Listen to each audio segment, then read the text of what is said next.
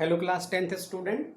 आज के इस वीडियो में हम लोग फिजिक्स का नेक्स्ट चैप्टर स्टार्ट करेंगे। जैसा कि मैंने पिछले वीडियो में आपको बताया भी था कि हम लोग जो है ये refraction through the plane surfaces finish कर दिए थे चैप्टर। तो आज हम लोग स्टार्ट करेंगे refraction through the spherical surfaces, यानी आज हम लोग का टॉपिक होगा लेंस। तो सबसे पहले हम लोग लेंस और उससे रिलेटेड जो इंपॉर्टेंट टर्म्स होते हैं उसके बारे में जानेंगे। तो आप लोग ध्यान से देखिएगा इस वीडियो को। मैं लेंस और उससे रिलेटेड सारे टर्म्स आपको बताने जा रहा हूं। तो लेंस क्या होता है, तो मैं लेंस का यहां पहले डेफिनेशन लिख दे रहा हूं कि ट्रांसपेरेंट मीडियम,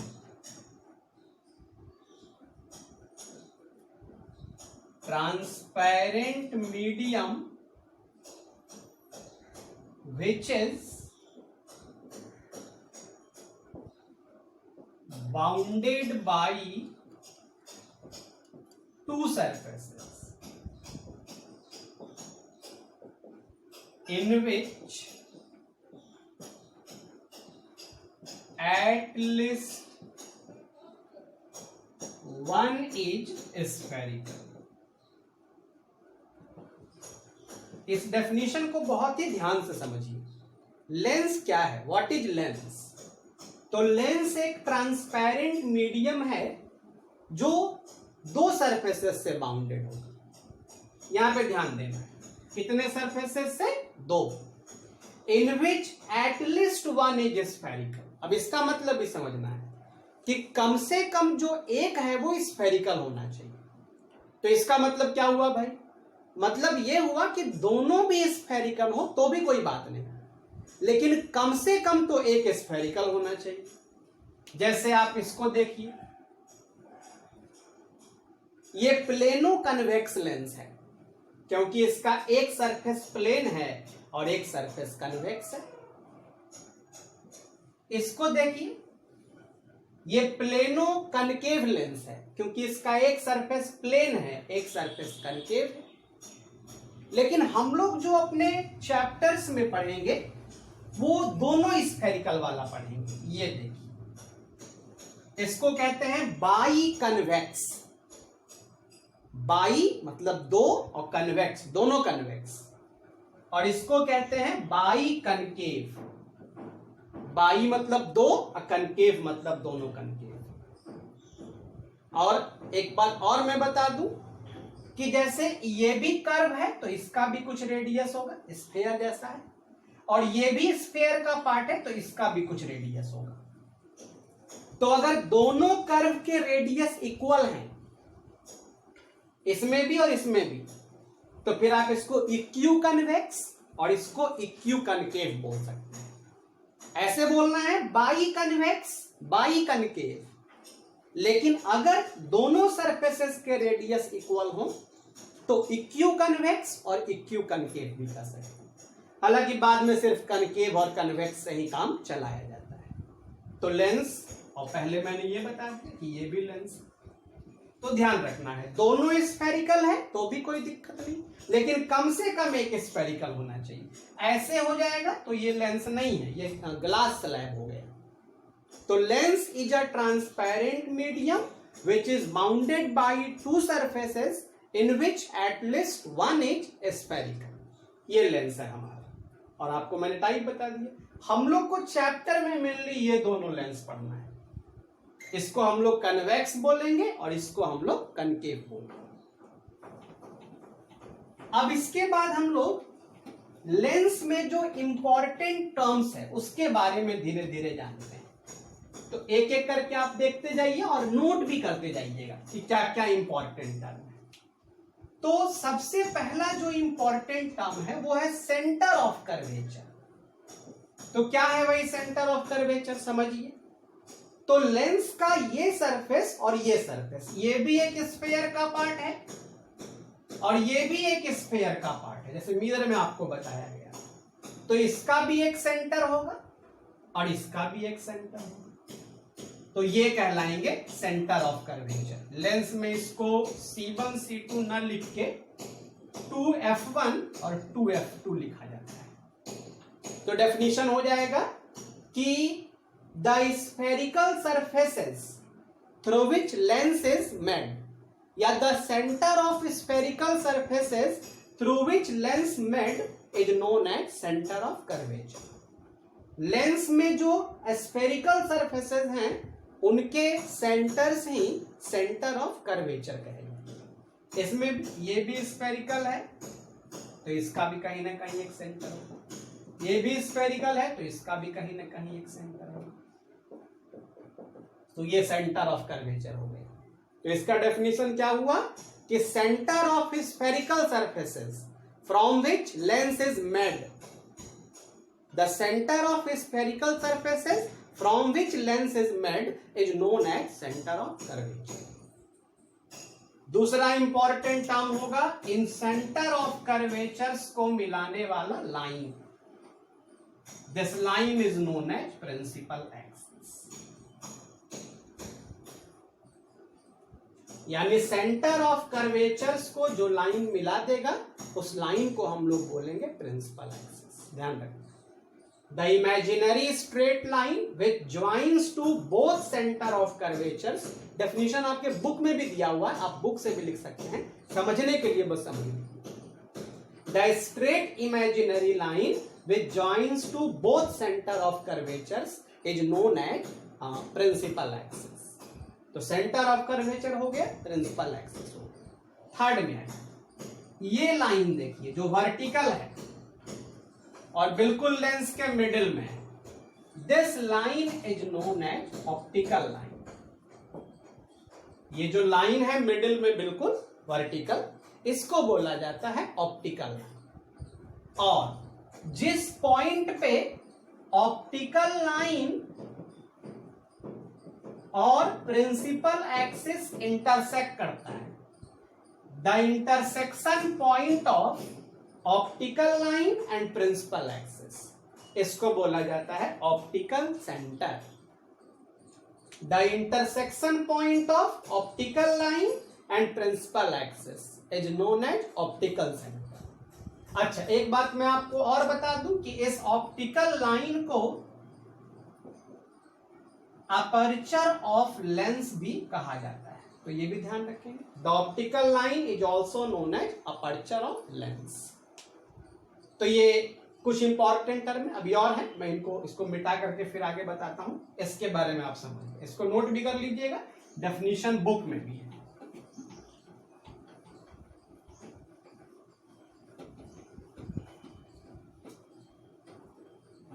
अब इसके बाद मैं आपको बताऊं प्रिंसिपल फोकस के बारे में कि भाई प्रिंसिपल फोकस क्या है, तो समझेंगे आप।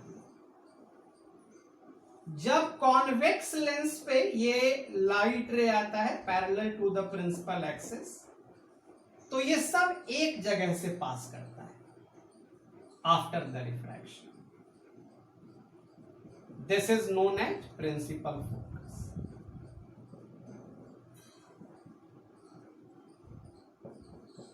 अच्छा, प्रिंसिपल फोकस दोनों साइड होगा, अगर लाइट इधर से लाते तो इधर कन्वर्ज कर जाता, तो F1 F2 दोनों साइड है। और इसमें क्या होता है कि जब आप लाइट प्रिंसिपल एक्सिस के पैरेलल लाएंगे, इसमें लाइट डाइवर्ज कर जाता है ऐसे,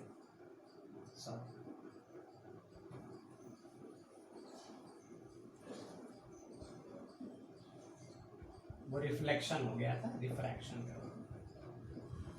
जब ये लाइट प्रिंसिपल एक्सिस के पैरेलल आता है तो ये सब डाइवर्ज कर जाता है, फैल जाता है आगे, इधर सिमट गया था इसमें, उसमें फैल जाता है।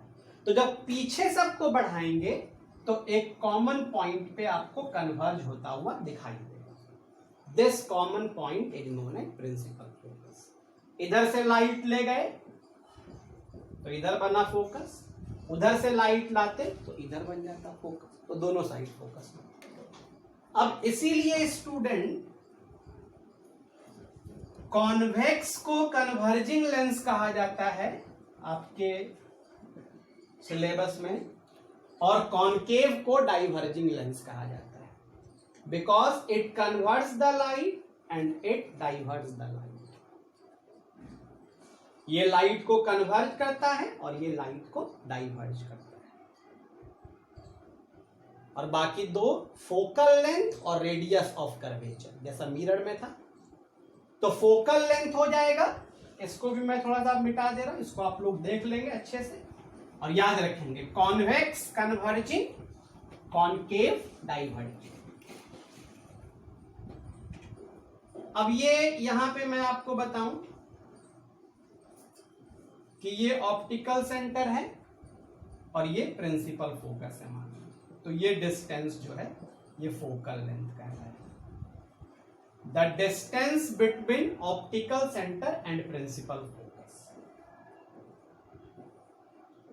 और ये रेडियस सेंटर है अगर, और ये ऑप्टिकल सेंटर है, तो distance between optical centre and centre of curvature, ये कहलाएगा रेडियस ऑफ कर्वेचर। तो ऑप्टिकल सेंटर से फोकस, फोकल लेंथ, और ऑप्टिकल सेंटर से सेंटर ऑफ कर्वेचर, कंफ्यूज नहीं करना है, ऑप्टिकल सेंटर से सेंटर ऑफ कर्वेचर, तो ये कहलाएगा रेडियस ऑफ कर्वेचर। हाँ, इसमें एक चीज ध्यान दे रहा है ना, मिरर में जो काम पोल कर रहा था, इसमें वो काम ऑप्टिकल सेंटर कर रहा है। वहां हम लोग बोलते थे distance between pole and principal focus, यहां बोल रहे हैं distance between optical centre and principal focus. तो ये हमारा जो इंपॉर्टेंट टर्म था लेंस से रिलेटेड, ये हो गया यहां। अब हम लोगों को पढ़ना है कि लेंस से इमेज कैसे फॉर्म होता है। तो उसके पहले स्टूडेंट हम लोगों को रे डायग्राम पढ़ना होगा, जैसे मिरर में भी आप पढ़े थे रे डायग्राम। तो उसमें 4 था, इसमें 3 है, देखते जाएंगे, मैं समझाते जा रहा हूं। First, if light ray is parallel to the principal axis, then it passes through the focus, ये पहला रे diagram. and in concave lens it is appear to passes, क्योंकि ये तो डाइवर्ज कर जाएगा उधर, तो पीछे बढ़ाएंगे तो लगेगा फोकस पे आ रहा है। आप ये सब कंफ्यूज नहीं होइएगा कि सर इसमें आप इधर F1 देते हैं, इसमें आप इधर F1 देते हैं, ये आपकी मर्जी है, एक तरफ F1 देना, एक तरफ F2 देना, कोई दिक्कत नहीं।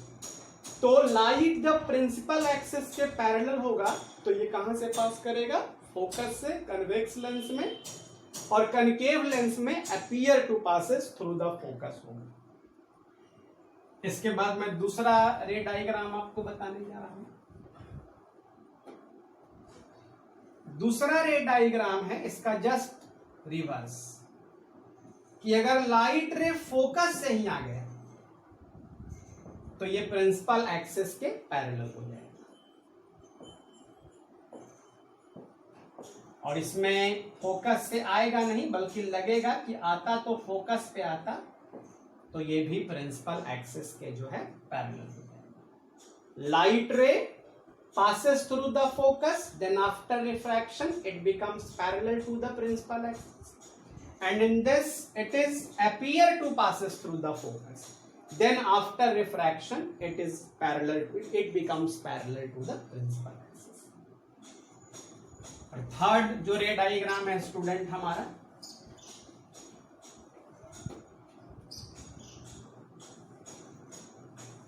वो ये है कि if light ray passes through optical center then there is no deviation। अगर लाइट रे ऑप्टिकल सेंटर से पास करता है तो लाइट रे में कोई डेविएशन नहीं होता है। और ये स्टूडेंट बार बार पूछा भी जाता है कि क्यों भाई ऑप्टिकल सेंटर से पास करता है तो क्यों डेविएशन नहीं होता है, बताइए। तो आइए मैं इसे एक्सप्लेन करके आपको बता देता हूं कि ऑप्टिकल सेंटर से पास करने पर डेविएशन क्यों नहीं होता। दोनों लेंस, ये कॉन्वेक्स लेंस है, इसको जब आप छोटे छोटे पार्ट में ब्रेक करेंगे तो कुछ ऐसा आपको मिलेगा, ऐसा। इसको तो जो स्टूडेंट बीच वाला पार्ट होता है आप उसको बाहर निकाल के देखिए, ये जस्ट लाइक ग्लास स्लैब है, जस्ट लाइक क्या है, ग्लास स्लैब। तो जो लाइट रे ऑप्टिकल सेंटर से पास करता है वो आप समझ लीजिए कि इस ग्लास स्लैब से होके जाता है। तो मैंने तो आपको बताया था कि ग्लास स्लैब में लाइट का डेविएशन नहीं होता है, जिस डायरेक्शन में लाइट जाता है उसी डायरेक्शन में इमर्ज भी करता है, इसीलिए इसमें भी डेविएशन नहीं होता। तो अगर रीजन पूछा जाए कि क्यों नहीं डेविएशन होता है जब ऑप्टिकल सेंटर से लाइट पास करता है, तो बताएंगे कि the middle part of lens in which optical centre lies behaves like a glass slab. और ग्लास स्लैब में एक बात जोड़ देना है, थिन ग्लास स्लैब, क्योंकि लोग पूछेंगे आपसे कि ठीक है डेविएट तो नहीं किया लेकिन ये शिफ्ट तो करना चाहिए था ना, थोड़ा सा यहां ऐसे हो जाता, आया ऐसे तो जाता ऐसे, थोड़ा शिफ्ट करता। आप तो शिफ्ट भी नहीं दिखा रहे हैं, एकदम सेम लाइन में भी दिखा रहे हैं।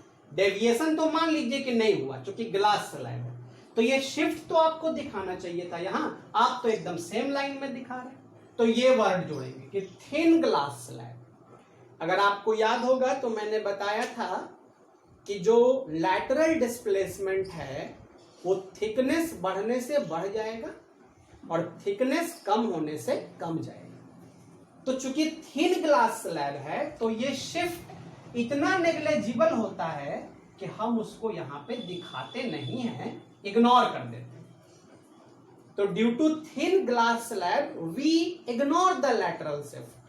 That's why here the incident ray and refracted ray we show in the same line. Deviation तो नहीं है और thin glass slab होने के कारण ये सेम लाइन में हम लोग दिखाते हैं। तो अगर आपसे पूछे कि ये जो ऑप्टिकल सेंटर से लाइट रे है ये एकदम सेम लाइन में कैसे चला जाता है, तो बताना है कि the middle part of lens in which optical centre lies behaves like a thin glass slab. That's why there is no deviation and shift is negligible. Hence light ray passes in the same line, there is no deviation. तो ये हम लोग का third रे diagram हुआ कि optical centre से जब लाइट जाएगा तो उसमें कोई डेविएशन नहीं होगा। आप सेम चीज समझा सकते हैं कॉनकेव लेंस में कि जैसे ये कॉनकेव लेंस है मान लीजिए, इसको भी आप छोटे छोटे पार्ट में ब्रेक करिएगा तो जो मिडिल पार्ट होगा वो लगभग ग्लास स्लैब जैसा होगा ये। तो इसमें भी वही बात हो रहा है, थिन ग्लास स्लैब, तो डेविएशन नहीं। तो ये स्टूडेंट हम लोग लेंस के बारे में जाने, important terms related with lens जान गए और रे डायग्राम इन द लेंस जान गए। तो ये आपका फर्स्ट एक्सरसाइज इतने में ही कॉन्साइज है। तो आज आप लोग इस वीडियो के साथ अपने फर्स्ट एक्सरसाइज को समझिए, क्वेश्चन आंसर्स बनाइए और जो भी आपकी क्वेरी है आप मुझसे मेरे पर्सनल व्हाट्सएप नंबर पे पूछिए। तो आज के इस वीडियो को मैं यहाँ पे फिनिश कर रहा हूँ। Thank you.